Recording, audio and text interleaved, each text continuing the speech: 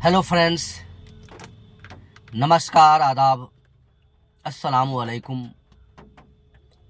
मैं एडवोकेट मोहम्मद इफ्तिखार आज पुनः आप सभी लोगों के बीच उपस्थित हुआ हूं।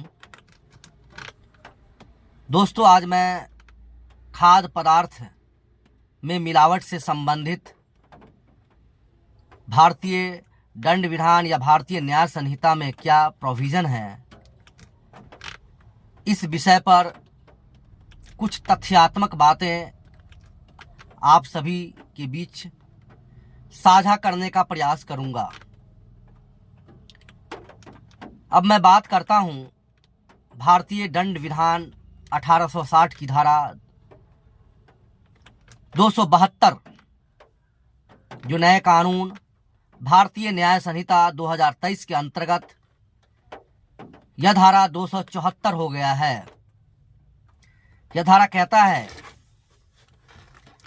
कि अडल्ट्रेशन ऑफ फूड और ड्रिंक इंटेंडेड फॉर सेल।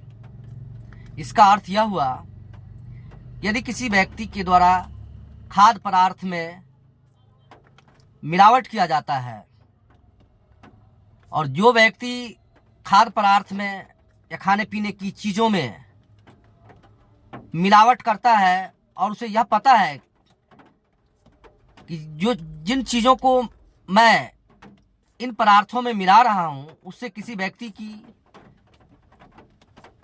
जीवन को नुकसान पहुंच सकता है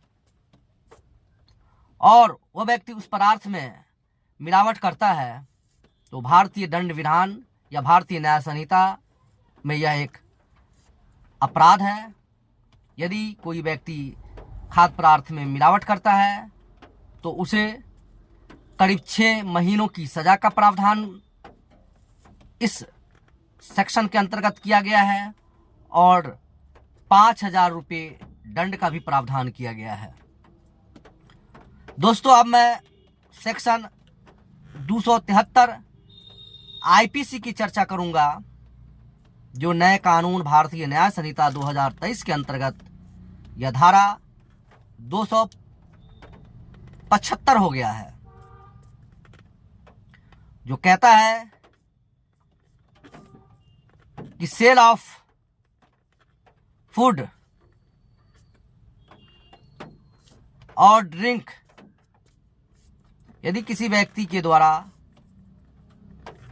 विषैला पदार्थ बेचा जाता है और वह व्यक्ति यह जानता है कि इस मिलावटी पदार्थ को बेचने से किसी व्यक्ति की जीवन को नुकसान पहुंच सकता है, तो उस व्यक्ति को कम से कम 6 महीने की सजा और अर्थदंड के रूप में 5,000 रुपये सजा का प्रावधान किया गया है।